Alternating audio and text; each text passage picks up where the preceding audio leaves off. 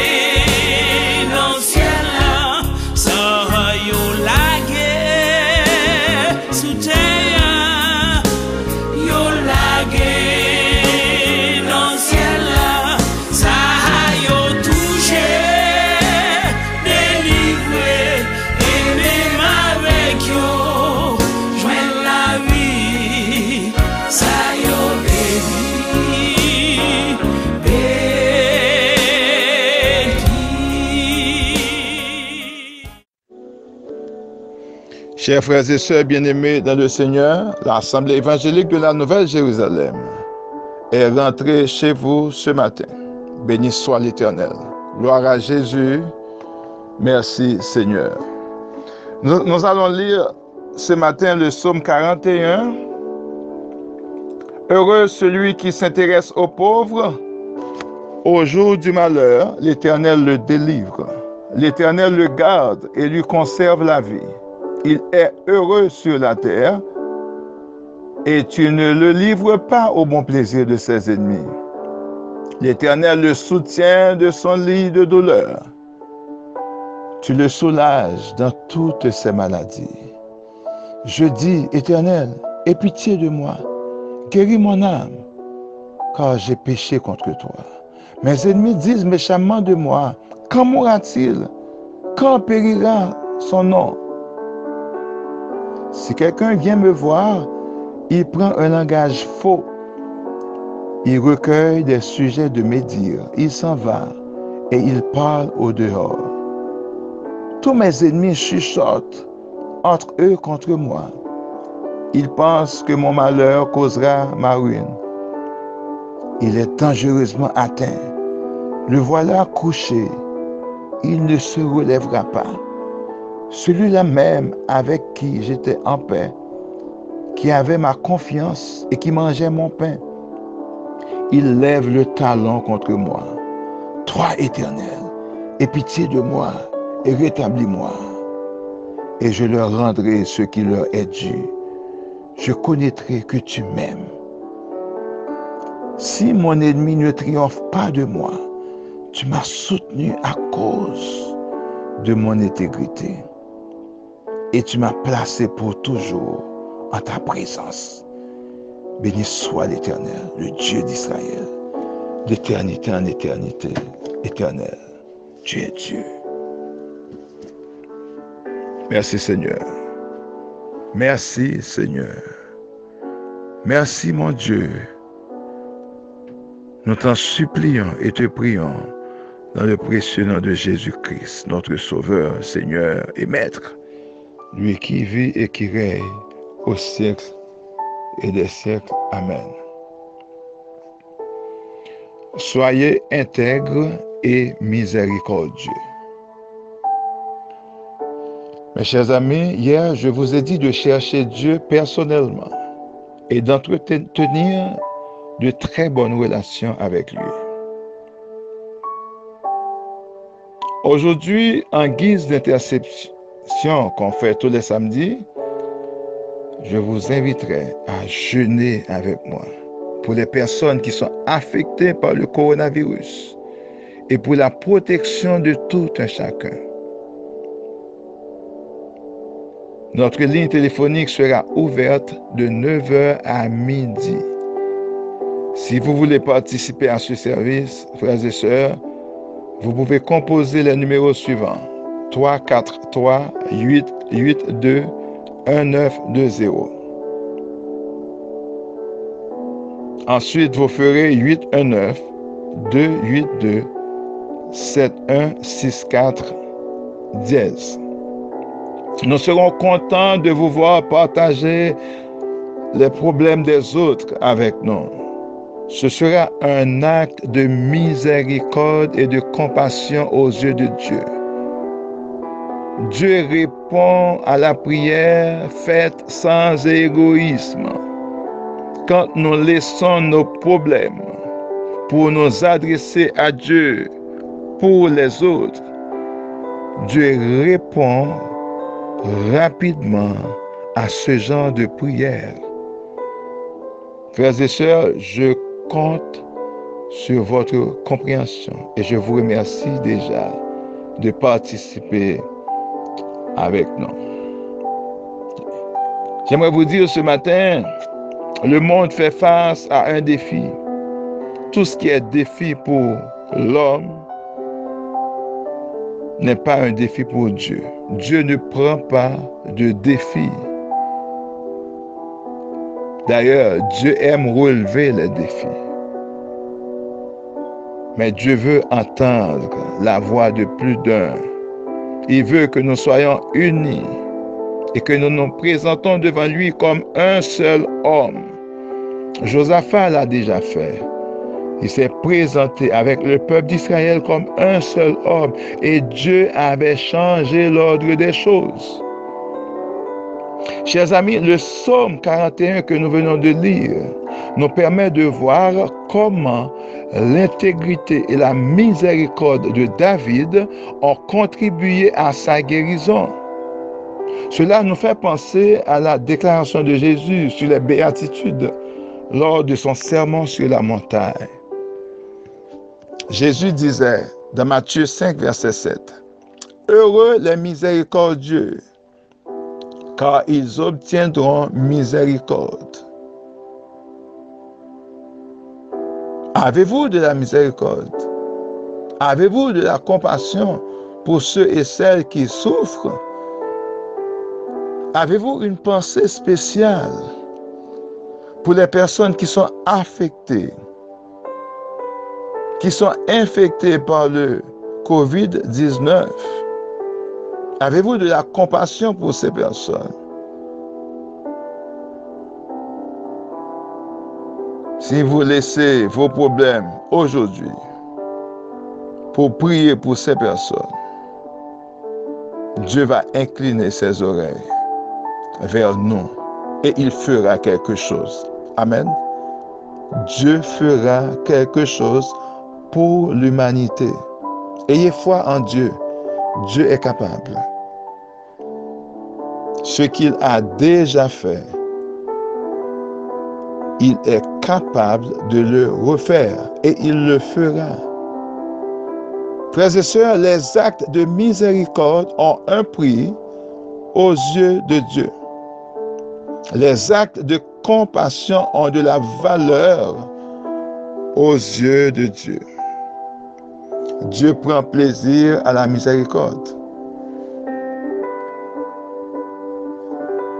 Nous voyons dans le psaume 41 que David était souffrant et ses amis espéraient bien que ce n'était pas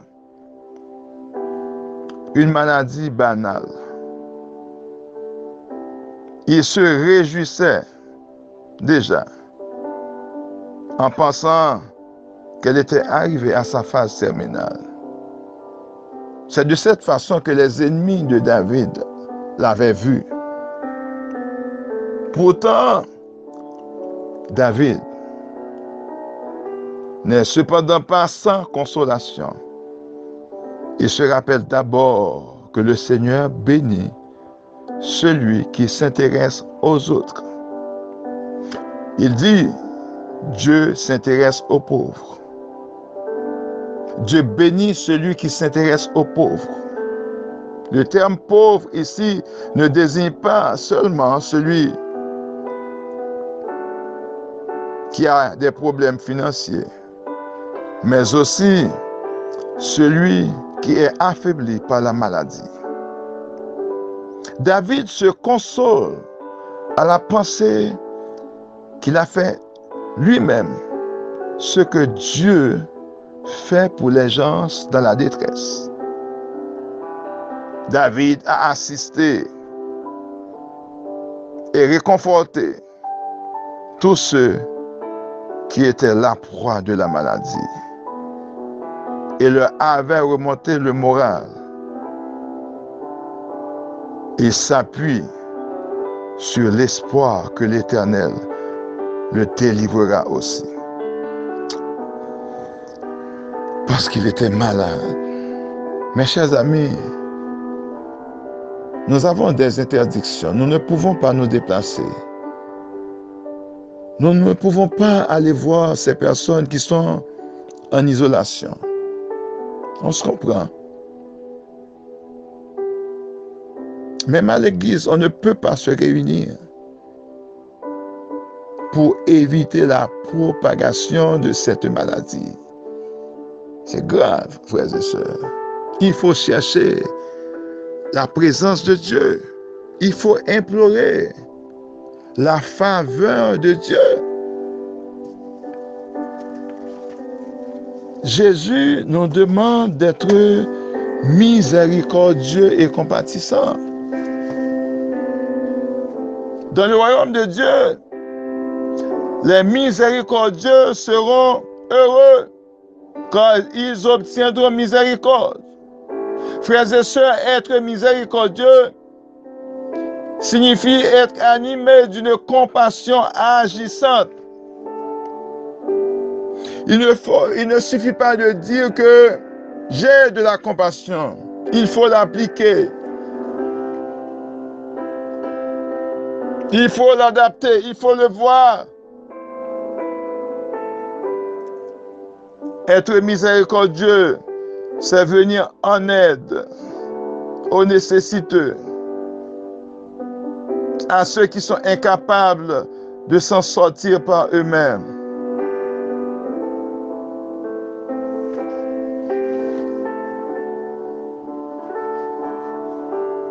Mes chers amis, David, dans sa vie, il a été miséricordieux et compatissant. C'est pourquoi il comptait sur Dieu.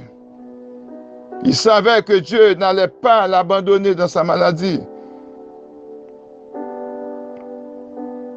Il savait que Dieu allait utiliser sa grâce, sa compassion pour le délivrer. Le psalmiste, dans ce psaume, a décrit le Seigneur comme une infirmière qui prend soin de son patient afin que celui-ci soit installé le plus confortablement possible.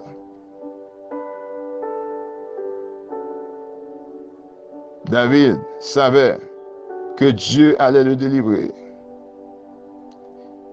Il a placé sa confiance en Dieu. Il a confessé ses péchés. Il a imploré la faveur de Dieu. Et Dieu l'a guéri.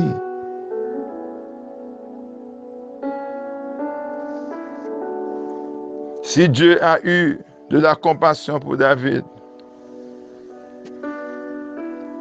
il va utiliser cette même compassion pour vous et moi. Mes chers amis, nous servons un Dieu compatissant, un Dieu riche en bonté.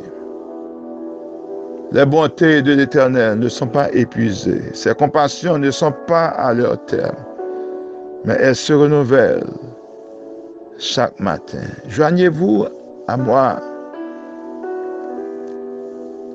Joignez-vous aux membres de l'Assemblée évangélique de la Nouvelle-Jérusalem à 9h pour implorer la faveur de Dieu pour les personnes qui souffrent, les enfants qui sont privés de leurs parents depuis quelques semaines, le mari qui est privé de sa femme ou la femme privée de son mari. À cause de cette maladie. Tout le monde est inquiet. Mais la Bible nous dit, si mon peuple, sur qui est invoqué mon nom, s'humilie, prie et cherche ma face, je l'invoquerai des cieux, je lui pardonnerai ses péchés et je guérirai son pays. Le monde est malade, le monde a peur. Les chefs d'État, ils ne savent même pas quoi faire.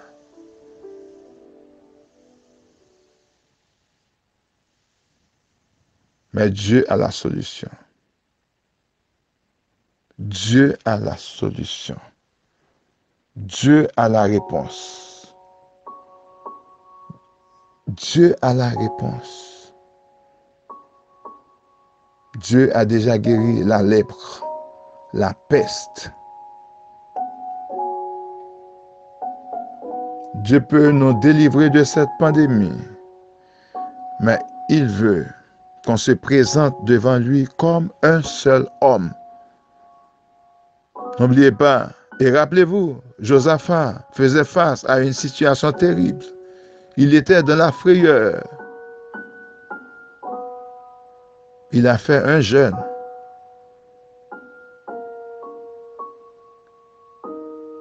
Josaphat se présenta avec le peuple Israël devant Dieu comme un seul homme. Et Dieu a répondu à leur prière. Dieu est le même hier, aujourd'hui et éternellement. Mes frères et sœurs, quand vous pratiquez la miséricorde, vous avez du prix aux yeux de Dieu. L'apôtre Jacques nous dit dans Jacques 2, verset 13, « Car le jugement est sans miséricorde pour qui n'a pas fait miséricorde. La miséricorde triomphe du jugement. » Pour finir, frères et sœurs, je vous conseille grandement d'être intègre et miséricordieux. Nous venons de voir comment Dieu a délivré David de sa maladie parce qu'il était intègre et miséricordieux. Je vous attends pour qu'on se présente devant Dieu comme un seul homme pour réclamer de lui pitié, grâce, guérison et compassion. Que le Seigneur vous bénisse. C'est avec vous, pasteur Sergo Léon. N'oubliez pas les numéros. 343 882 19 20. Et le PIN est le suivant. 819 282 71 64. Dièse. Posez cet acte de miséricorde aujourd'hui. On se donne rendez-vous plus tard pour la prière.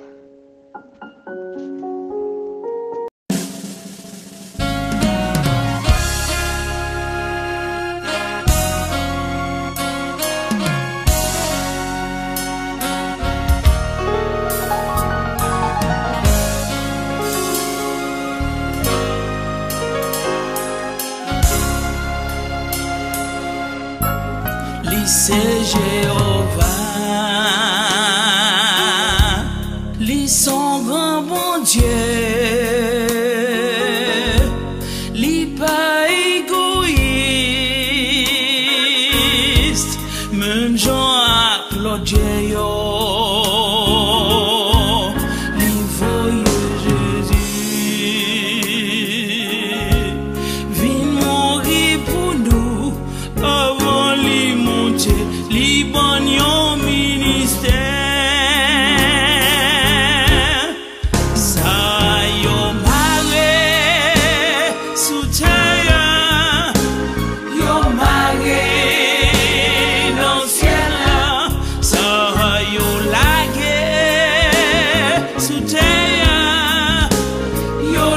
lagué dans le ciel là, ça yo touché, délivré, et même avec yo, joindre la vie, ça yo béni, béni.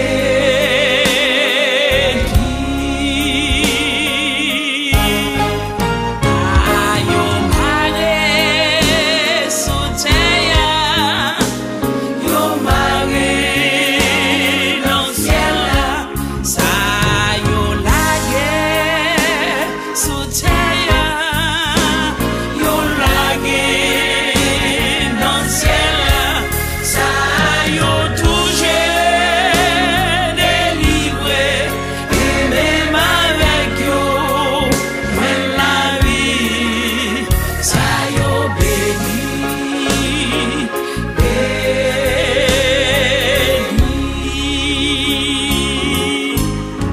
T'entendons belle histoire,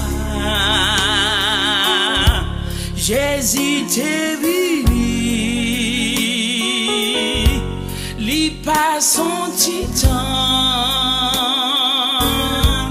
non mi t'embête sauvage yo. Gloire à Dieu pour nous,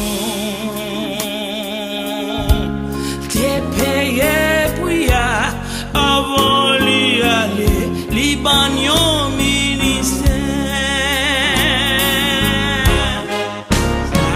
Ayo mare soteya, yo mare dans le ciel là, ça yo lagué soteya, yo lagué dans le ciel là, ça yo touché, yo délivré, oh même avec yo, joindre la vie, ça yo béni, béni,